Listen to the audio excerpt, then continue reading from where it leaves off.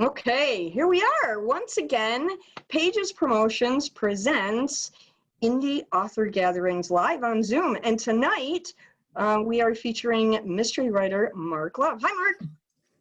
Hi, Diana. How you doing? I'm great. Troy, Kate, nice to see you. Troy, Kate, good to see you again. It's just the four of us right now, but I'm hoping more people are going to come along in just a couple of minutes. But we're going to start our conversation anyway. Okay. So, Mark, this is your book, Devious. Let me see. I'm getting better at the camera thing. Oh, very good. Yeah, there we go. See, so much better than yesterday. I'm learning. So, Mark, give us a little synopsis about the book so we have an idea, because this is the book that's going to be in the giveaway for the prize pack. So that's right. Let our viewers, listeners, whatever, know kind of a little bit about what the book is. Well, Devious is the first book in the series starring Jamie Richmond. She was an investigative reporter for newspapers for a number of years and decided it's time to pursue her passion and write mysteries. And while she's doing research for an upcoming book, she is riding along with a state police trooper to get some background on what it's like in that role. And she witnesses him get shot.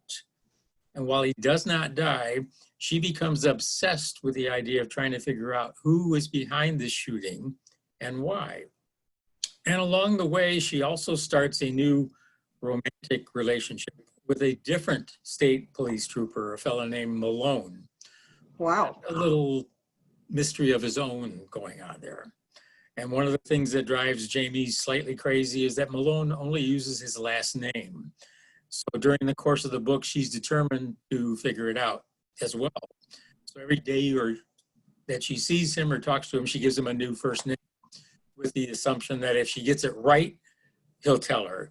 And so it's just kind of a little comic sideline going on there. That's pretty cool. That's a neat hook. I like that. I wouldn't have thought of doing that. That's a good idea. That's cool. It is cool. And so, and I have not read your work yet because, you know, from the scriptorium, my TBR pile is like, you know, 187 books tall. Interesting you would pick 187 because that's the police code for homicide, but that's okay. I didn't even know that. What are you trying to tell us? I'm just saying you picked the number. I merely pointed it out. That's all. Wow. When you Okay. work with crime, you have to know these things, you know. So that's a factoid that's going to stick in my head for a while. There you go. So, do I understand correctly from seeing you at festivals and such that you write about Michigan, Detroit, surrounding area? Are those the locations that your book take place in? Everything that I write primarily takes place in Metro Detroit. That's where I'm originally from. Okay. You can see my little banner up here. Yes. Motown Mysteries. That's usually what I have hanging over the table or at the events when I'm at there. Because everything takes place in Metro Detroit. I lived there for a very long time, was always intrigued by all the crime and corruption that was going on, and there was never a shortage for stories or ideas, or you would see something and you go, oh, hey. You know, Yeah, see where absolutely. it would go. So yes, everything that I write takes place in Metro Detroit. I do have one short story that was part of a collection that came out a couple of years ago, and it was set in South Haven, but it was a vacation story. And actually that involved Jamie and her best friend on vacation as well. And they get caught up in a little intrigue over in South Haven. So. Wow, very cool. And that's a side story? The other one? I'm sorry? You said that was a side, like a spin-off story? It's a short story that was part of an anthology collection called Once Upon a Summer that Inkspell Publishing put out a couple of years ago. And there were 7 or 8 different authors that all put together like vacation reads, like this is my summer vacation, let's go see what we can do. So, that's cool. Nice Awesome. So Mark, show us the other books so that we all get the titles and we can see the covers. All right, well, Devious is the first book in the Jamie series, and then this one is called Vanishing Act. This is book 2, her best friend is the target of a stalker and suddenly disappears. The third book in the series is called Fleeing Beauty. And Jamie's father was a very successful artist, a sculptor and a painter who unfortunately passed away when she was just 7 years old. And now 20 some years later, they discover his studio is still intact, along with a storeroom filled with works that he had done that weren't commissioned. So they're going through finding out more about him, about his artwork, and then there's a robbery that takes place. And like anything else with Jamie, she's determined to figure out who's behind it and why. Now, I do have a second series. This is the first book in that one. It's called Why 319. This is a story, it's a police procedural type of book. There are 3 homicides that take place in different suburban hotels around Metro Detroit, one in Wayne, one in Oakland, and one in Macomb counties. The victims are all found in room 319 of the hotels. And the only clue the cops have is that message, Y319, is written on the bathroom mirror using the victim's lipstick. Because these crimes take place in different counties, they're not aware of the fact they're dealing with a serial killer until a squad of detectives from the state police get involved in the case. Right, yeah, because the counties aren't connected. Because, Yeah. you know, the whole sharing thing doesn't. They don't play nice with each other. So. Yeah. And then this is the newer book. This is called Your Turn to Die. This is also a Chene story. The idea is a guy is going out to have a game of paintball with some friends, and this is the message that shows up on his cell phone. And then he dies. Ooh. However, he never sees that message. So that one has got there's so much backstory, side stories going on. There are subplots. There's a fortune in gems that they discover. There's illicit affairs, a couple of retired mobsters. There's a little crime and corruption going back in the Detroit syndicate area. There's prohibition. Okay, so. Yeah, so Kate writes female spy novels.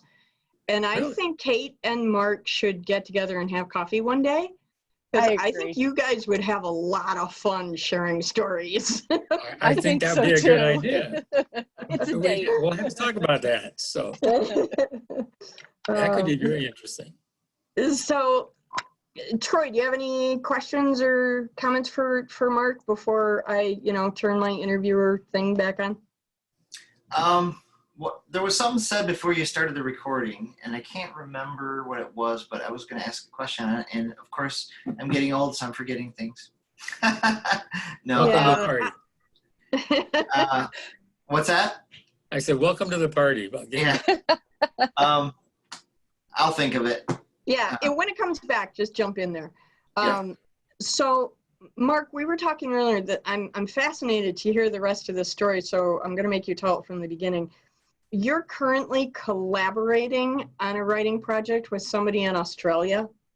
Yes, that's correct. So tell us that story, because I'm just completely sucked into how this works. Okay, well, the publisher from the Jamie Richmond series is Inkspell Publishing, and Melissa here is really great to work with. She put out a note back in, I want to say September or October, where she wanted to do another anthology, another group of short stories, trying to see if anybody was interested. So like the one that I did where Jamie and her friend went to South Haven on vacation, was thinking about doing something along those lines. But somebody threw out a comment that we should do paranormal stories. And my reaction is, I'm abnormal. I don't know anything. But at the same time, I had put Y319 up for reviews with an operation where people could download a copy of it free and write a review for it. Well, I connected with a young lady that lives in Melbourne, Australia, who read 319, loved the book, and she sent me a couple of emails and a couple samples of some of the things that she had written. I was really impressed. So we started trading emails back and forth. And somewhere along the line, this hit about the same time as the idea of the paranormal stories and the short stories. And for Melissa, the short story, in my day, short story was 3,000 to 6,000 words. She went 25 to 30,000 words. Isn't that a novella? Yeah. Bella, that's not a short story. Yeah. But you don't argue with the boss. I said, okay. So, and when I started looking at paranormal things, and I'm like, and somebody said, well, it's like a ghost story or something like this. And I was trading emails with this young lady, Elle Castle is her name. And maybe I'm thinking about trying something like this, but like maybe a twist on Snow White and the Seven Dwarfs, but with ghosts or something to come in.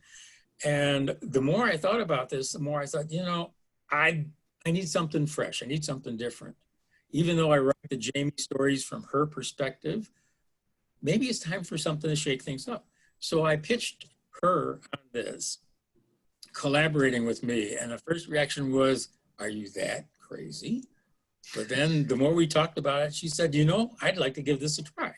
And like I said, I've been impressed by what she had done so previously that she'd shared with me. I said, why not?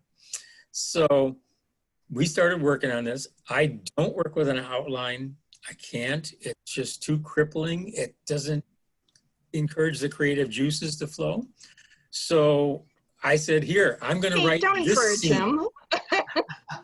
Kate's going, yeah, all right. I'm with you. I'm with you. I can tell you a story about that going back to the Catholic schools, but let me finish this part first. So I wrote one scene, sent it to her. She was like, oh, okay. So then we started doing it on Google Docs, and we put it on a G drive and just kind of go from there. I would write part, she would write part, and then we would start to go back and say, okay, this is starting to flow. Now we got to figure out what other scenes we need to fit in so it would make some sense. My target to get this done was March 15th. We got it done and submitted to Melissa on March 15th, which was a Sunday. At 6 o'clock at night, I sent it to her and I was like, okay, I'm done with that. She's probably gonna look at me and go, you're out of your mind. 24 hours later, we got an email from Melissa that said, I'm 3/4 of the way through the story. I'm not going to tell you what I want you to fix on it or anything, but I'll send you the contract now. Wow. 24 fantastic. hours. Wow. I was like, I went, I'm like, I must be hallucinating because this can't be. This don't if your name's Stephen King or something like that. Yeah. So who is this, Melissa? So She's your editor? Melissa Keir is out Her of name? Publishing, and she jumped at it. And I don't know if maybe part of it was the timing with the pandemic where people were not working and she was home and able to spend a lot of time on this. We knocked out, I don't know if it was 3 or 5 different rounds of edits to get it to where it was perfect for her and for us. But we had that done within a month. That's craziness. It's been accepted. The title of the story is Don't Mess with the Gods. And the idea is Greek gods get involved with this young couple and things kind of go from there.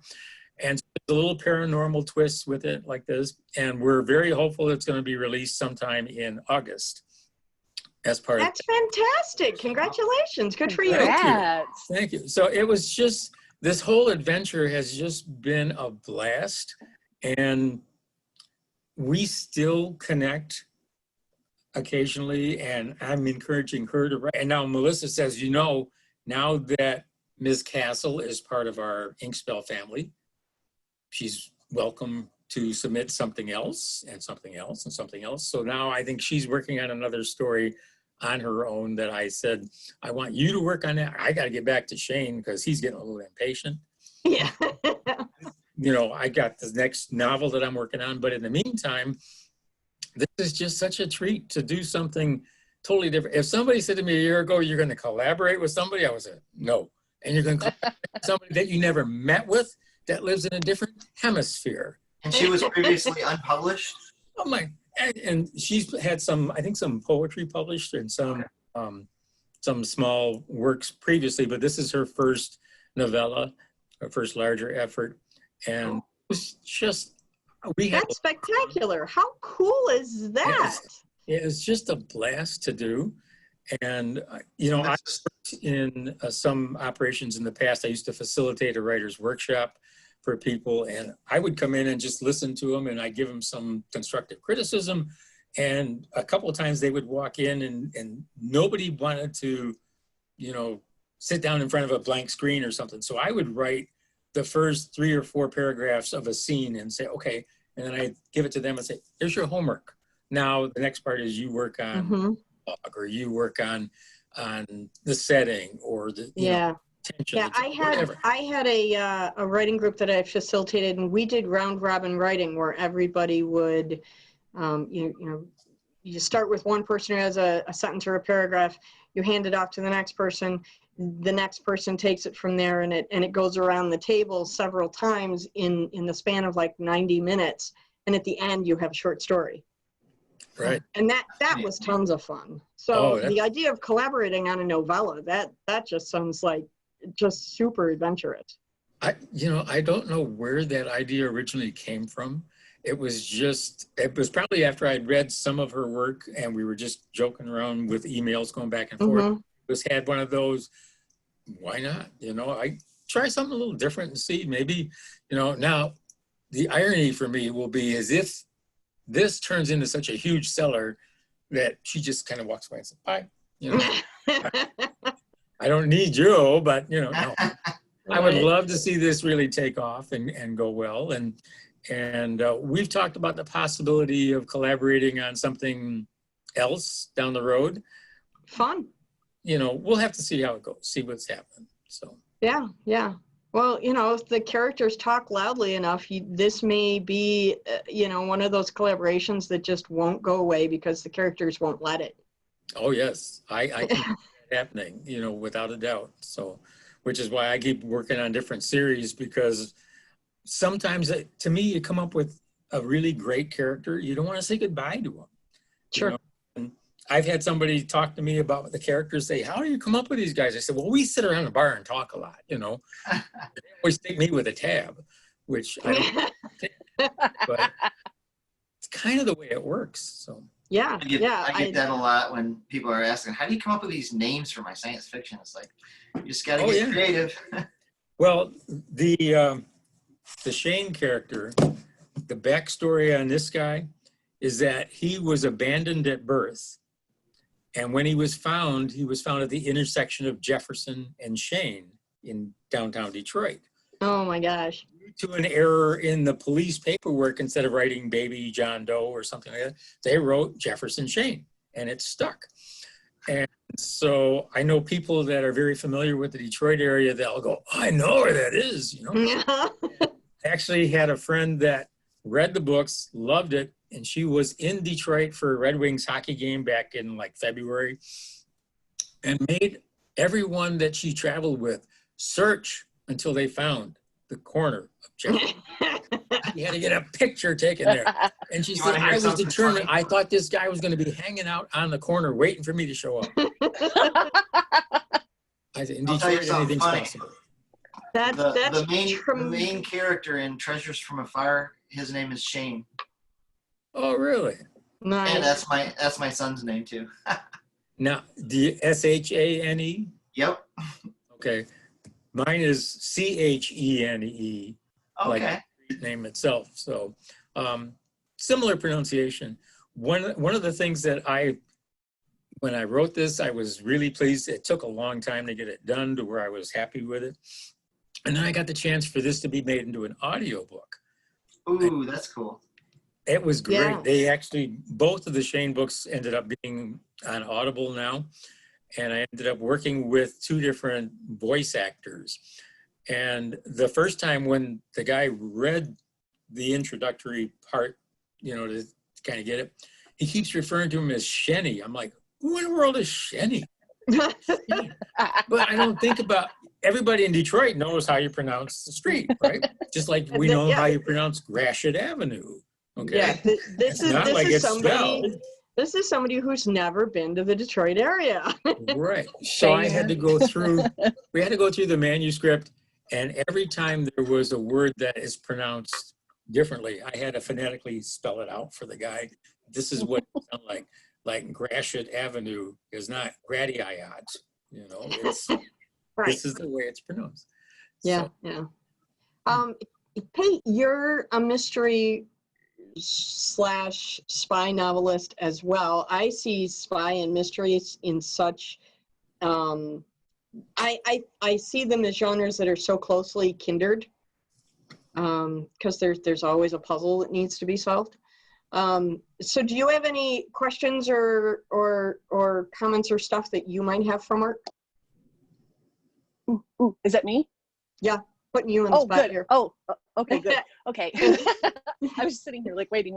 Okay, so I think the question I've been wanting to ask you, because it's one that I get a lot too, is obviously we have to do a lot of research to make sure the details in our bill call you out on that in reviews and that sort of thing. What would you say is your most unusual source where you've gone to, where you've gotten information from, where if you told somebody that, they'd be like, huh, I never would have imagined that. So if you'll tell me yours, I'll tell you mine. And then, like I said, we're going to have a date, and I think you and I are going to get along fabulously anyway. I think it's a given right there. Probably the craziest one that I've done, and I've interviewed a lot of people, done a lot of research, but I was working on Vanishing, the second book in the series for Jamie here.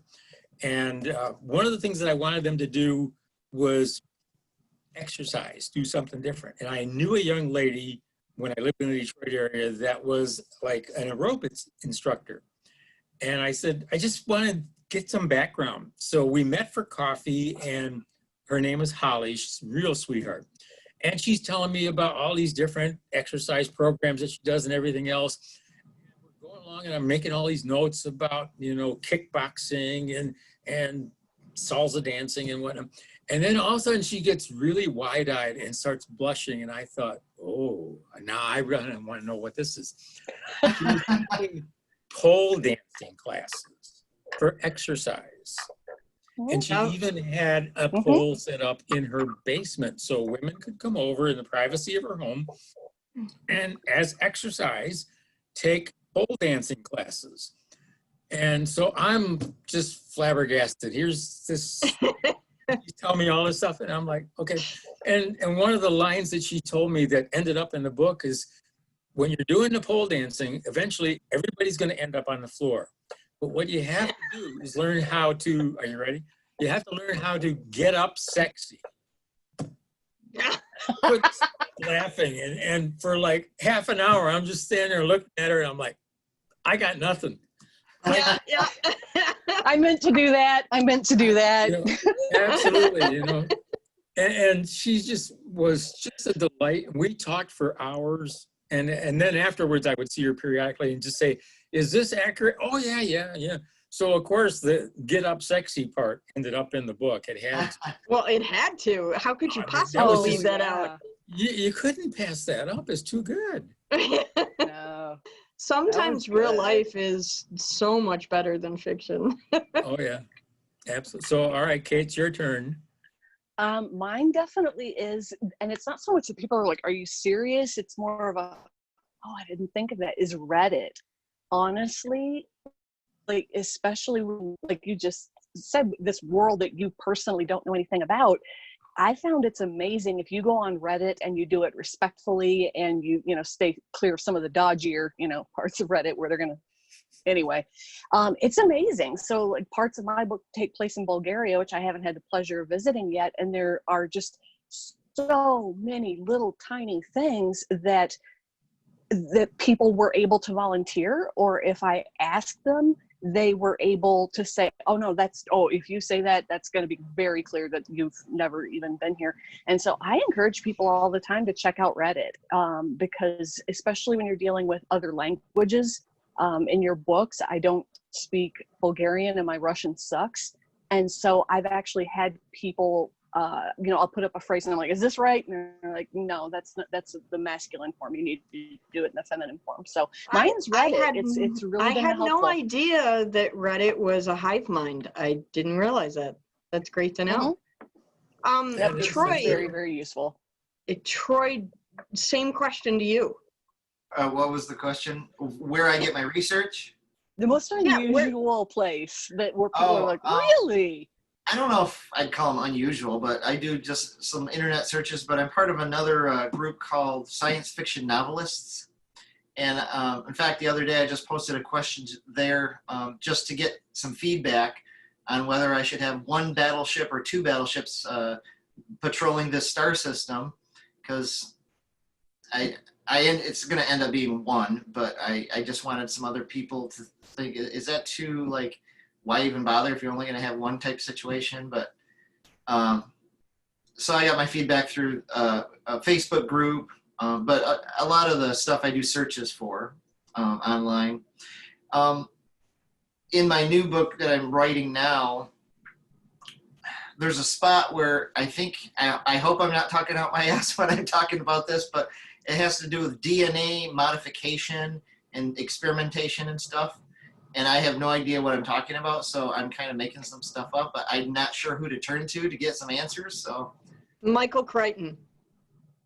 Read Okay. Michael Oh. Crichton's work. Yeah. He's Yeah. crazy with that. If you read Prey, if you read Next, those two are heavy on DNA manipulation, and it was this amazing scientist guy, and he put all the science in his novels. So if you need a reference, that's where I would suggest you go, is Michael Crichton. Okay, gotta write that down. Absolutely. He's the guy who wrote Jurassic Park. Oh, okay. Yeah. And the two books I would recommend for that are Prey and Next. And you're going to get some great ideas. And if nothing else, those books will help you to quantify your internet searches. You'll know the questions to ask. Okay. And He they're does really a quick. good job of like making it part of it too, so you learn without being info dump. That's one thing Exactly. that I Yeah. really And- like. Where you learn something, I'm like, oh, I feel like I just like had a class. But not in a boring way. He's a quick read too. So it's not like it's going to take you 6 months to get through his stuff. He's a quick read. I wonder So- if you could reach out to one of the colleges or universities there with the science department and just contact like the head of the department and say, this is, I'm an author, this is some of the research I'm doing, I got some questions, possibility. I've had so much success just talking to people about what either their field of work is, their career, or what their hobbies are. A guy that I known for years that was a reserve police officer is also a sharpshooter and a weapons collector. He's great research for material on that. Fred, thank you. I had some issues about technology. I talked to another guy named Paul. I said, can I do this? Can they do that? Oh yeah, because I'm a dinosaur when it comes to technology. I can turn the computer on and I can write. Don't ask for a lot beyond that. But strangest things, I'll meet somebody and I'll find out what their background is and you just go, oh, and you file it away. I've interviewed FBI agents, police officers. Recently, I met a young lady that was actually, they said she handled a cadaver dog. She said, no, it's human remains. It's not a cadaver dog. I'm like, whoa, okay. I interviewed her. That's going to come up. Yeah. So now you have the right terminology. And Yeah, so sometimes it's just a matter of doing that. But when you're talking on the sciences, man, I'd be reaching out to, Oakland University, Wayne State. Are they even open right now? I'm sorry. Well, sure, they're doing having online online learning. courses. So yeah. Oh yeah. Okay. So you can I still know get a hold of people. Wayne State has like a full-on mortuary. I drive by it all the time. They have a full-on mortuary sciences building. Yeah. So there's a lot you could get at Wayne State. Definitely check them with them. And you can get a lot just picking up the phone. For my romance novel, A Tryst of Fate, I needed to know how far it was from Boston to the Hamptons and then how long it would take to get there by helicopter. So I called a helicopter crew in Boston and asked them, and I talked to the guy for like 45 minutes. I said, look, I'm working on this novel and I need to know about helicopter stuff, and can you help me? And he went, yeah, sure. And we just had this great conversation. They love to share information like that because people want your work to be as accurate as possible so they can really enjoy it. I Absolutely. think, And never I underestimate the power of mentioning them in the acknowledgements. You're like, of course I'll Oh, give you yes. credit for this. Yeah. People love, oh, you're going to mention me? Oh, yes, I am. How would you like your company name? Would you like your name? Oh, yeah. Oh yeah, you'll get all I the had to I agreed to I mentioned somebody in my book that I borrowed a tattoo picture from, or he let me use it in the exchange for putting his name in it, and then I sent him a copy of the book. But he's a Right. tattoo artist from Russia, so I put his name in there and sent him a book, and he Rinit Tatarin is his name. His That's tattoo great. name, artist name. Cool. Yeah, But, and you never know when you put an acknowledgement in how many people are then, because of that, going to buy your book. So Yeah. it's always a good idea. I So we're think. friends on Facebook, and Yeah. so it's just it's a tattoo that I grabbed from that and put it onto one of my characters on the cover. So Yeah. Hey, why not? Mark, I'm curious, who are your biggest influences in writing in your genre? Oh boy. Probably the biggest two was when I was younger, much younger, was John D. McDonald with the Travis McGee series. Ate those up when I was a kid, always enjoyed them. It was twisted. And then I had the good fortune to meet Elmore Leonard, several Metro Detroit area. I walked into a little bookstore in downtown Detroit one day, and he was just sitting there at a little card table with a whole stack of books, and I did a double take. I almost fell on top of him. And sitting there, and I started talking to him, and I thought, he's going to sign a book for me, and that'd be great. And I could say I met him. I talked to the man for about 40 minutes while we're waiting between customers and stuff. He's talking about this, about crime, and he says, I go to some of the prisons and talk to him about writing and that. He said, I'm popular with some, but not so much with the drug dealers. They don't kind of like me too much. He's good with the violent guys, but not the drug dealers. But it was a great conversation. It was just so awesome to do. And I'm an avid reader. Hey, Jean. Hi. hello. And so I read a lot of mysteries, a lot of thrillers, a lot of John Sanford. I'll read Lee Child's, the Jack Reacher movies. Actually, in the middle of reading The Gray Man right now by Mark Graney. I've been picking those up, not in sequence, and every time I find another one, I go, oh. So. Yeah. So always enjoy it. You're writing cross-gender. And I know I get this question a lot because the majority of my main characters are men. And so the question I get most frequently is, well, how can you do that? And like, for instance, in my my romance novel, the main character was a man and it was told first person. And they said, I get readers at festivals saying, well, how can you do that? How do you know how to write from a man's point of view? And I said, it's really simple.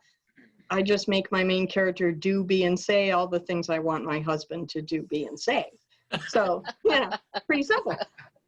Thinking. So I'm curious about how you get yourself into that female mindset to write from that perspective. Well, all the Jamie stories are written from her perspective. And when I first tried it, it was a challenge just to see if I could do it. And then I started really getting into it. And a lot of it comes from observations and understanding and just conversations that I've had with people. When the first book came out, I had an old friend that had read some of the earlier drafts and she was very excited about it. And she came up to me and she saw the cover and she comes up and sees this and she said, "This is me." I said, "No, it's not." She said, "She's a stubborn redhead, and so am I."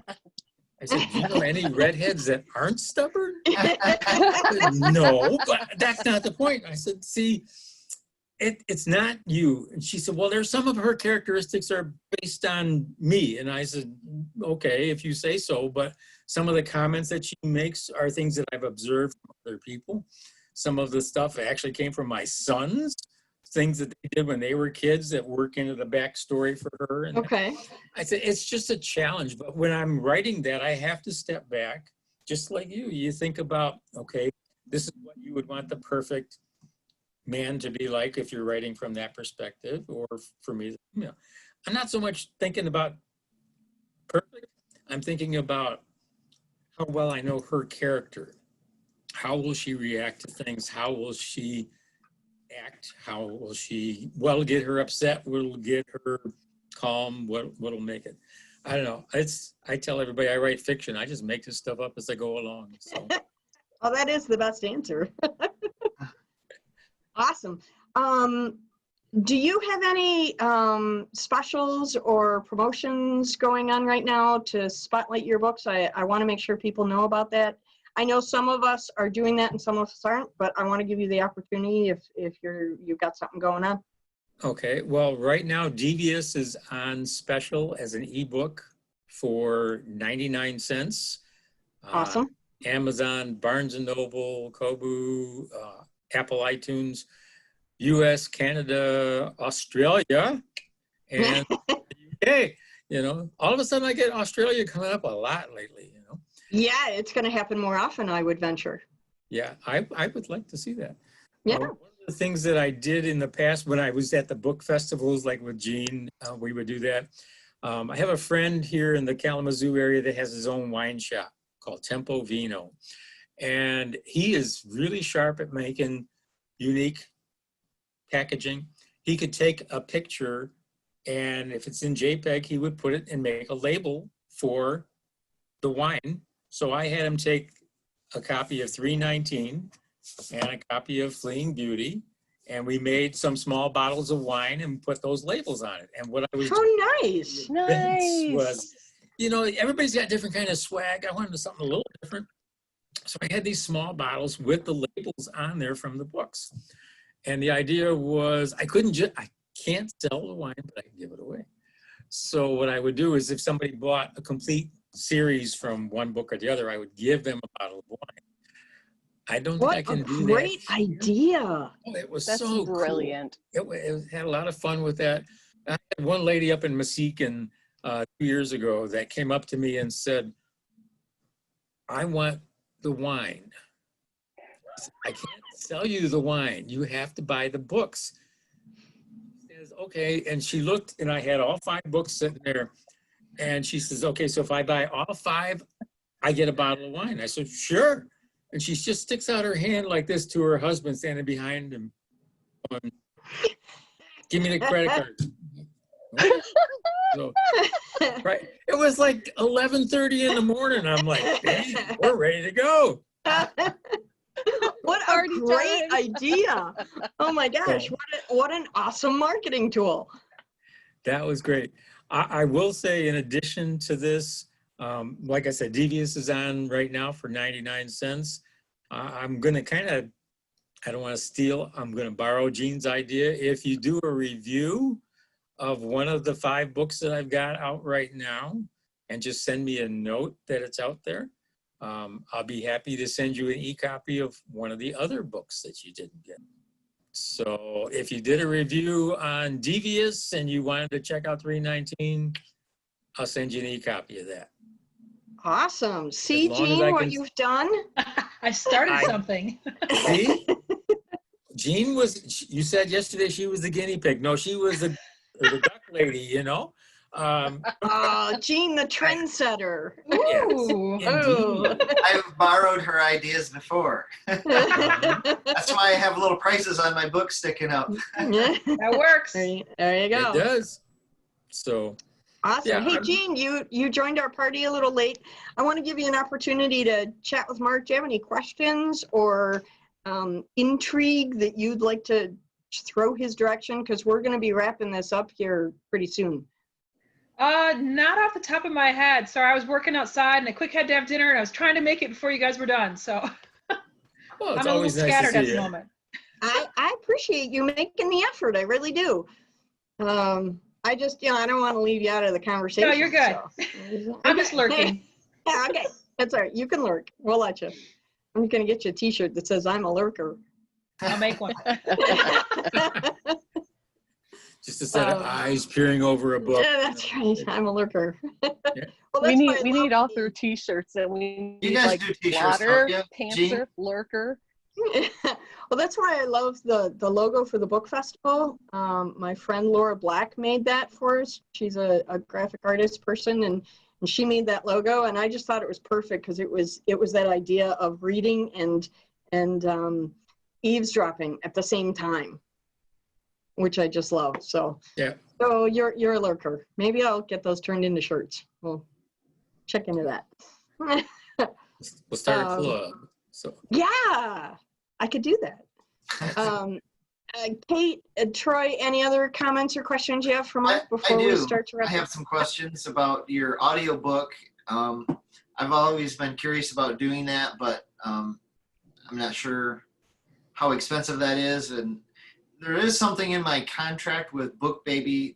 I don't know if I'm able to do that or not. I have to dig into that. But anyway, Yeah, I would check into that. what all is involved? Like if I was to make a audiobook, I would want different voices for different characters. I would probably want special effect sounds of ships blowing up and things. So just wondering what's all involved. Radio play. With the books that I had that were turned into audio, it was an opportunity that Wild Rose Press was the publisher for that series. They offered it up to us, and what we could do is put a blurb out. They would post it on Audible, and if there were voice actors that were interested, they could do a demo, which was just like, maybe a 2-minute demo of some part of the book that you sent them. And then you could listen to the demos and decide if it was somebody that sounded good or if it's somebody that was not. One of the guys that did a demo for me for the 319 had a very deep Southern accent, and I couldn't understand him. And I thought, this is not going to work for me in Detroit. But we only got one actor to do the whole script. And it was just a matter of, like we were talking before, I had to go and phonetically spell out words that, how they should be pronounced or something, because of there's so much of a French history in the Metro Detroit area that if you're not from there, you don't think about how these words are spelled, like Gratiot Avenue or like Cadieux, something like that. So that was part of the process with that. Fortunately, it was worked out with the publisher and Audible. There was no cost to me involved for that. It was just a matter that I had to sign an extension on the contract to keep it on Audible for, I think it was 7 years. Okay. Hey, win-win. Absolutely. And June is audiobook month. So I'm promoting the audiobooks everywhere I can think of right now. So those two are on audio. So. Awesome. Okay, so Mark, your website? Don't have a website. I do have a blog. It's motownmysteries.blogspot.com. I'm doing a post about every other week, but I'm also just recently started doing a newsletter to try to do more about writing. I've been including some interviews of different authors, a little snippet about what I'm currently working on. Sometimes music, there's got to be music. I can't work in silence. So I always got music playing, things like that. And that's going pretty well. I've had a lot of good hits on right now, and it's kind of nice to see. I got to get a little bit more momentum going on getting the newsletter out there. But. Awesome. Oh, we got to wrap this up, guys.